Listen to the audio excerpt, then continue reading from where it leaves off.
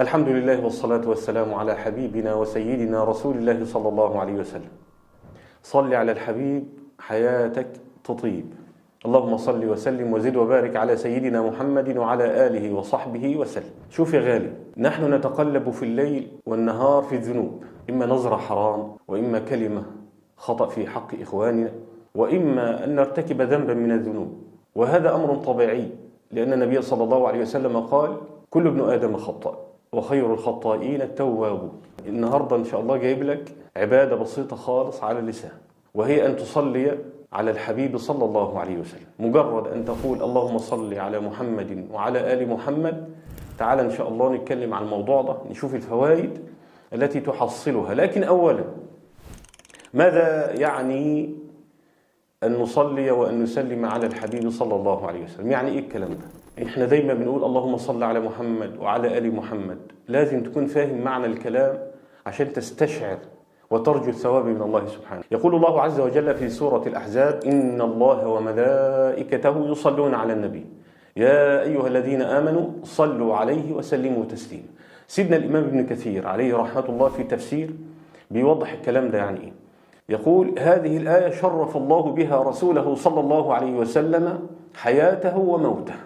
يبقى الآية دي تكريم من ربنا عز وجل للحبيب صلى الله عليه وسلم في الدنيا وفي الآخرة. ثم أخبرنا سيدنا ابن كثير معنى الصلاة على النبي صلى الله عليه وسلم. قال إيه بقى؟ الصلاة من الله رحمة ورضوان، ومن الملائكة دعاء واستغفار، ومن الأمة دعاء وتعظيم لأمره صلى الله عليه وسلم. فأنت لما تقول اللهم صل على محمد وعلى آل محمد، كأنك بتدعو لرسول الله صلى الله عليه وسلم وترفع من شأنه وتعظمه صلى الله عليه وآله وصحبه وسلم. طيب، هنسأل سؤال بسيط: هل واجب علي لما أسمع اسم النبي صلى الله عليه وسلم أصلي عليه؟ العلماء اختلفوا في الموضوع ده، لدرجة أن سيدنا الإمام ابن حجر العسقلاني في كتاب فتح الباري قال لنا 10 آراء للعلماء، منها أنها واجبة، ومنها أنها مستحبة، وقيل أنها تجب في العمر مرة واحدة، وقيل أنه يجب عليك أن تصلي على رسول الله كلما سمعت اسم رسول الله صلى الله عليه وسلم، وقيل غير ذلك. سؤال بسيط: إحنا ليه بنصلي على الحبيب صلى الله عليه وسلم؟ دايما تسأل نفسك السؤال ده، ليه بصلي على النبي صلى الله عليه وسلم؟ ده أمر من ربنا ولا أمر تفضل مني؟ أقول لك أول سبب إن ربنا عز وجل أمرنا بالكلام ده. ربنا عز وجل بيقول: إن الله وملائكته يصلون على النبي يا أيها الذين آمنوا صلوا عليه وسلموا تسليما. كلمة صلوا ده فعل أمر، يبقى أنت ما بتصلي على النبي صلى الله عليه وسلم بتمتثل أمر الله سبحانه وتعالى. دي الأولى. طيب، الثانية، أنت بتعترف بفضل النبي صلى الله عليه وسلم. لما تكثر من الصلاة عليه وتزود الصلاة على الحبيب صلى الله عليه وسلم، يبقى أنت كده بتعترف بفضله عليك. ليه يا أخوانا؟ تخيل إن ربنا عز وجل قال: لقد من الله على المؤمنين. ليه يا رب؟ إذ بعث فيهم رسولا من أنفسهم يتلو عليهم آياته ويزكيهم ويعلمهم الكتاب والحكمة وإن كانوا من قبل لفي ضلال مبين. أنا بسألك سؤال: لو النبي صلى الله عليه وسلم ما كانش في حياتك، لو ربنا عز وجل ما أرسلش لنا النبي صلى الله عليه وسلم، حياتنا هتكون إيه؟ كنا سنكون على الكفر عياذا بالله. ربنا عز وجل أرسل لنا الحبيب صلى الله عليه وسلم عشان يخرجنا من الظلمات إلى النور بإذنه سبحانه وتعالى. فأبسط حقوق النبي صلى الله عليه وسلم علينا أن نكثر من الصلاة والسلام عليه صلى الله عليه وسلم. فصل على النبي صلى الله عليه وسلم. اللهم صل وسلم وزد وبارك على سيدنا محمد وعلى آله وصحبه وسلم. لما تكثر من الصلاة على النبي صلى الله عليه وسلم معناه أنك بتحبه صلى الله عليه وسلم. تخيل كده شاب لسه خاطب جديد، وكل ما يقعد في قعدة مع أصحابه: ده أنا عملت كده مع خطيبتي، وخطيبتي الله يبارك فيها كذا، ويمدح فيها. ده دليل على إيه؟ على محبته له. ما بالك النبي صلى الله عليه وسلم؟ كلما أكثرت من ذكره، كل ما تقعد في مجلس تصلي على النبي صلى الله عليه وسلم. وإذا جلست لوحدك وصليت على النبي صلى الله عليه وسلم، لو عملت لنفسك ورد تصلي فيه على النبي صلى الله عليه وسلم، ده دليل على إيه؟ على حبك للنبي صلى الله عليه وسلم. وده فضل عظيم يا إخوانا، لازم نبقى حريصين عليه. برضو من الأسباب اللي احنا بنصلي على النبي صلى الله عليه وسلم من أجلها إن احنا نحصل الثواب. احنا اصلا محتاجين نصلي على النبي عشان ناخد الثواب. الرسول مش محتاج مننا ان احنا نصلي عليه، لان ربنا عز وجل شفع له، وربنا عز وجل غفر له ما تقدم من ذنبه. ربنا عز وجل تفضل علينا بعبادة بسيطة عشان ايه؟ عشان يزود حسناتنا.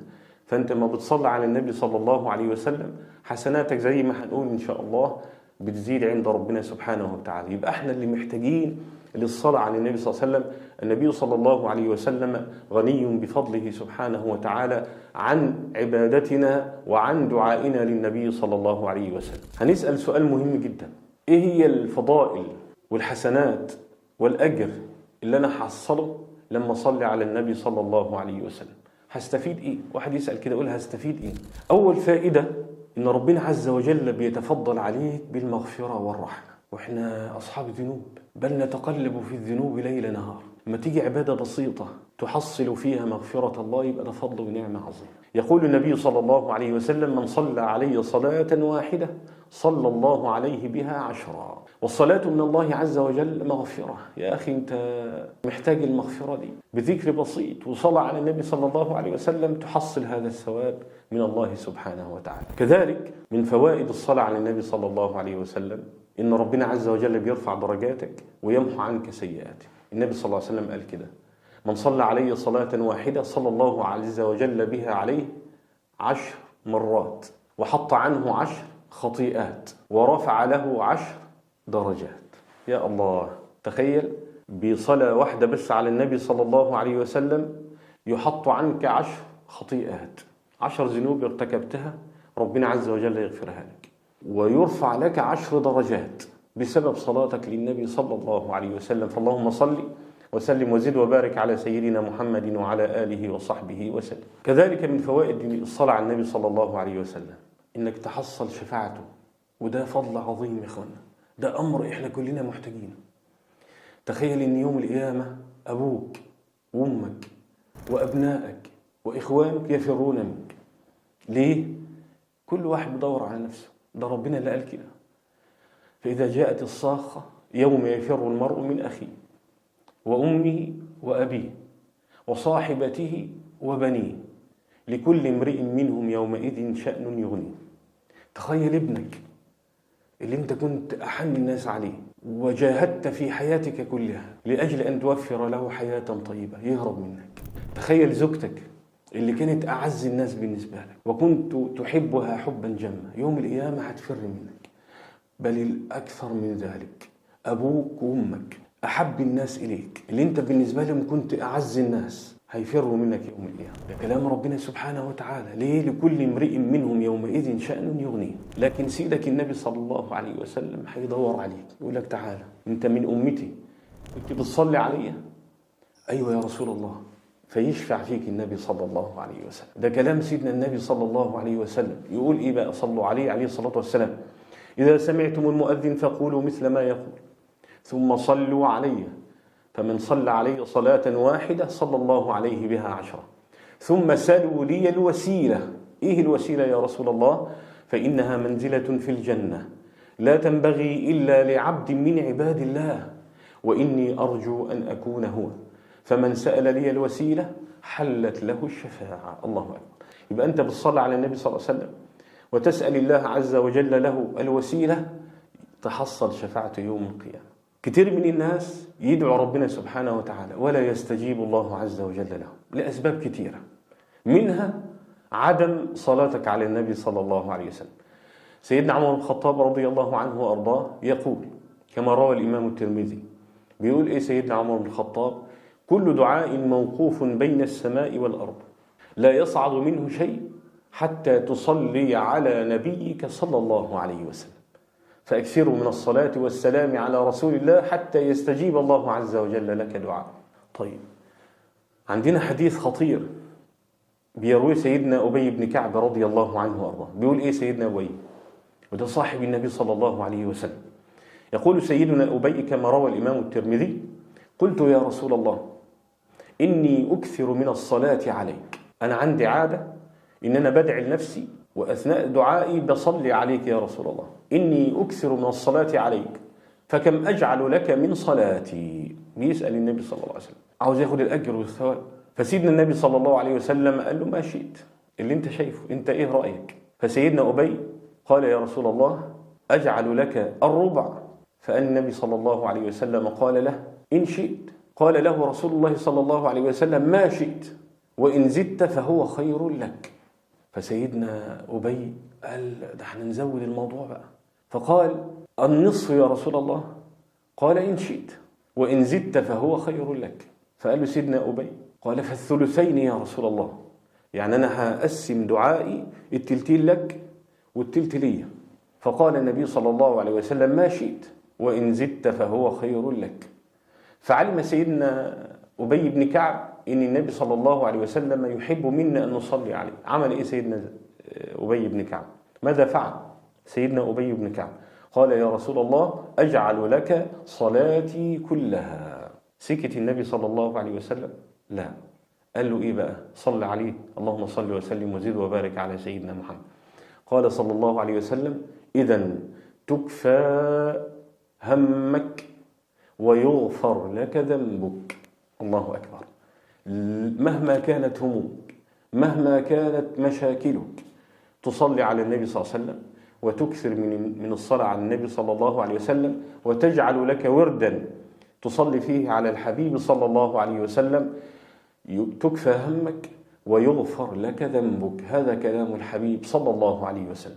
طيب، عندنا فضل كبير وثواب عظيم لما يكون واحد مسافر يعمل عمرة أو يحج. أنت بتطلب منه إيه؟ بتقول له إيه؟ تقول: الله يبارك فيك، ادعي لي. سيدنا النبي صلى الله عليه وسلم فعل هذا مع سيدنا عمر بن الخطاب.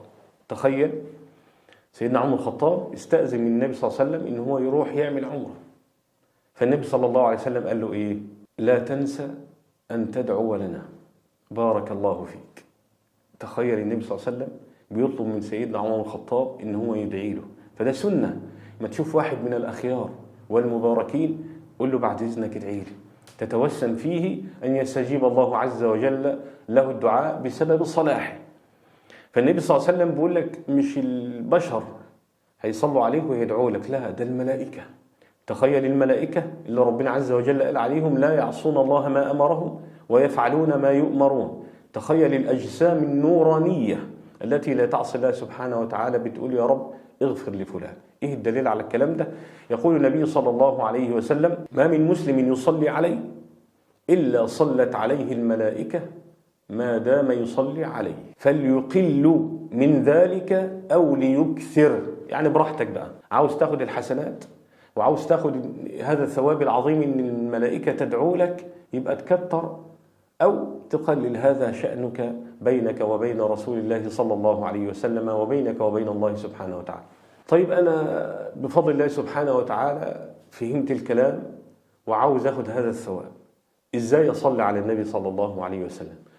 إيه هي الصيغ اللي علمنا إياها الرسول صلى الله عليه وسلم عشان نصلي عليه عشان ناخذ الثواب؟ صلوا على الحبيب، اللهم صل وسلم وزد وبارك على سيدنا محمد وعلى آله وصحبه وسلم.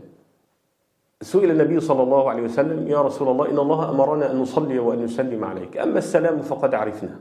السلام، قولوا: السلام عليك أيها النبي ورحمة الله وبركاته، كما ورد في التشهد. فكيف نصلي عليه؟ فقال لهم رسول الله صلى الله عليه وسلم: قولوا: اللهم صل على محمد وعلى آل محمد كما صليت على آل إبراهيم إنك حميد مجيد، اللهم بارك على محمد وعلى آل محمد كما باركت على آل إبراهيم إنك حميد مجيد.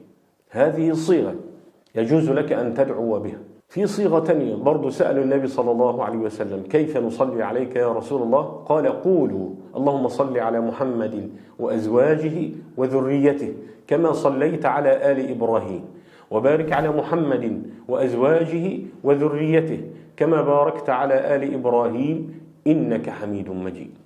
عندنا كمان صيغة النبي صلى الله عليه وسلم علمها للصحابة، قال لهم: قولوا: اللهم صل على محمد عبدك ونبيك كما صليت على آل إبراهيم، وبارك على محمد عبدك ونبيك كما باركت على آل إبراهيم إنك حميد مجيد. فصل على النبي صلى الله عليه وسلم بأي صيغة تراها مناسبة أو تحفظها للصلاة على النبي صلى الله عليه وسلم، بس ما تفرطش في الصلاة على الحبيب صلى الله عليه وسلم. صل على الحبيب، حياتك بإذن الله تطيب. طيب يا شيخ، هسأل سؤال، لو أنا سمعت اسم النبي صلى الله عليه وسلم وما صلتش عليه، علي ذنب؟ هقول لك تبقى بخيل، لأن النبي صلى الله عليه وسلم قال كده: البخيل من ذكرت عنده فلم يصلي عليه. ترى نفسك تكون بخيل بس كده؟ لا، ده في حديث خطير. النبي صلى الله عليه وسلم بيقول إيه؟ صلي عليه، اللهم صل وسلم وزد وبارك على سيدنا محمد وعلى آله وصحبه وسلم. النبي صلى الله عليه وسلم بيقول إيه؟ رغم أنف رجل ذكرت عنده فلم يصلي عليه. فكأن النبي صلى الله عليه وسلم بيدعي على اللي ما بيصليش عليه. رغم أنفه يعني أصيب بالذل والهوان والخسران. ترضاها لنفسك عشان إيه؟ ده عبادة بسيطة مش هتاخد منك لحظات. اللهم صل على محمد وعلى آل محمد. بس كده؟ لا، ده فيه مشكلة كبيرة. في ناس بتجلس في مجالس يقعد بالساعة وبالاثنين والثلاثة ويسمع اسم النبي وما يصليش عليه، وده مشكلة كبيرة. النبي صلى الله عليه وسلم يقول: ما من قوم يجلسون مجلسا لم يذكروا الله فيه ولم يصلي على النبي فيه إلا كان عليهم ترة. يعني إيه ترة؟ نقص. يبقى المجلس ده ناقص، ما فيش فيه بركة. ترضى أنك تجلس في مجلس تذكر فيه أحبابك وتذكر فيه إخوانك وتذكر فيه يمين وشمال وما تصليش على النبي صلى الله عليه وسلم؟ يبقى المجلس ده غير مبارك، لا تنزل فيه بركة الله سبحانه وتعالى. النبي صلى الله عليه وسلم بيقول إيه؟ صلوا عليه الصلاة والسلام: أولى الناس بي يوم القيامة أكثرهم علي صلاة. يعني إيه أولى الناس؟ يعني أحب الناس إلي وأقرب الناس مني يوم القيامة. تبقى قريب مع النبي صلى الله عليه وسلم. هو النبي هيكون فين يوم القيامة؟ في الجنة بإذن الله.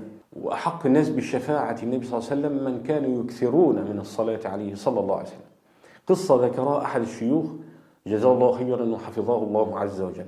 بيقول إن كان بيدي درس، فجاله شاب بعد الدرس قال له: يا شيخ، والدتي ست كبيرة وبتستأذنك، يقول لك بعد إذنك عاوزة تشوفك وتقعد معاك شوية. فالشيخ الله يجزيه خير استجاب وراح مع صاحبنا بعد الدرس وخده في السيارة بتاعته وراحوا البيت الست الكبيرة دي. بيقول الشيخ بيت متواضع، فاعتقد ان الست الكبيرة دي محتاجة منه أمر، محتاجة منه طلب، لكن الست دي بتعمل عمل عظيم. استحيت من نفسي، دخلت عليها سلمت عليها، ردت عليها السلام، وبعد كده اللهم صل على محمد، اللهم صل على محمد، اللهم صل على محمد. طول ما هي قاعدة بتصلي على النبي صلى الله عليه وسلم. بعد ما طال الأمر: لا يا حاجة، انت محتاجة ايه؟ تعبانة؟ محتاجة اكشف عليكي؟ قولي انت محتاجة ايه وانا اخدك لأحسن طبيب او اجيب لك احسن طبيب. تخيل الست دي بتقول للشيخ ايه؟ بتقول له: يا شيخ، انا بقالي 3 أيام ما شفتش سيدنا النبي صلى الله عليه وسلم وده تعبني. فالشيخ بيقول لها: ايه 3 أيام؟ معنى كده اللي بتشوف النبي صلى الله عليه وسلم على طول؟ قالت له: ايوه، لو ما شفتش النبي صلى الله عليه وسلم اتعب، والحمد لله بشوفه على طول، بس انا بقالي 3 أيام ما شفتش النبي صلى الله عليه وسلم. الشيخ بيقول: انا احتقرت نفسي، ده ست أمية لا يظهر عليها علامات العلم، مش باين عليها اللي هي عالمة، لكن عندها العبادة دي وصلتها ان هي تشوف النبي صلى الله عليه وسلم كل يوم. بسبب ايه؟ بسبب صلاتها وسلامها على الحبيب صلى الله عليه وسلم. فإذا أردت الوصول أكثر من ذكر الله وصل على رسول. اللهم صل وسلم وزد وبارك على سيدنا محمد وعلى آله وصحبه وسلم، وجزاكم الله خيرا.